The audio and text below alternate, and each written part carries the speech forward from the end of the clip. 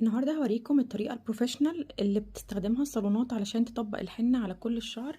وما تسيبش ولا شعرايه، وفي نفس الوقت يكون بطريقة كأنك عاملاه في الصالون وانت عاملاه في البيت. في البداية لازم ندهن هنا فازلين علشان تكون مادة عازلة بين الجلد والحنة، علشان ما يطبقش على اي حاجة في الجلد. فبنحط هنا عند القورة من قدام كده، وفي الودان مهمة جدا. ممكن كمان نحط ستريتش اللي هو البلاستيك علشان نكون بنغطي المنطقة دي على الودنين.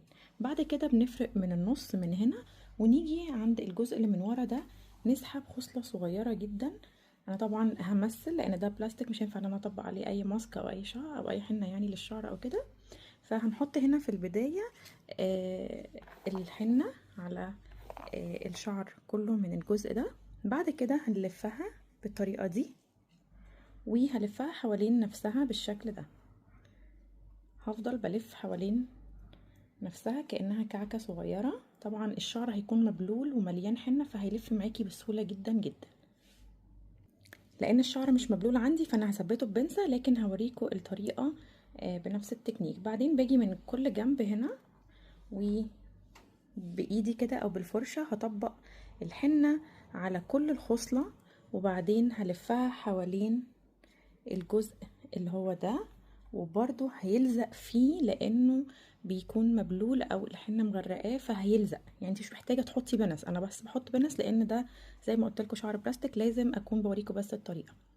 بعد كده هثبتها برده ببنسة عشان تكون بتديكوا الشكل النهائي، لكن انتوا في الطبيعي مجرد ما تعملوا كده الشعر هيثبت مكانه.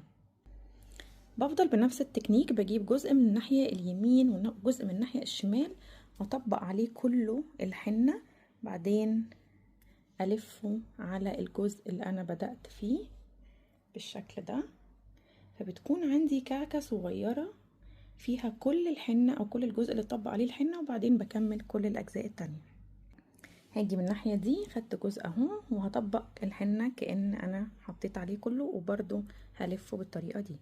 برضو الناحية التانية هاخد الخصلة هطبق عليها الحنة وهلفها حوالين الشعر الأساسي فوق كده، والجزء ده من هنا كل الشعر هطبق الحنة والفه. وعايزه اقول لكم ان الشعر بيكون هنا من فوق كله نايم على الراس نفسها.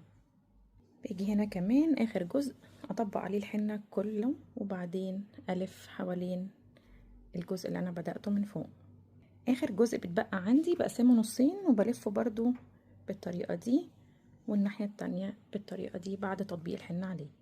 بعد كده هنلف مناديل حوالين الراس كلها عشان لو وقع اي سائل، وبنلف ستريتش او بتلبسي بونيه، وده بيكون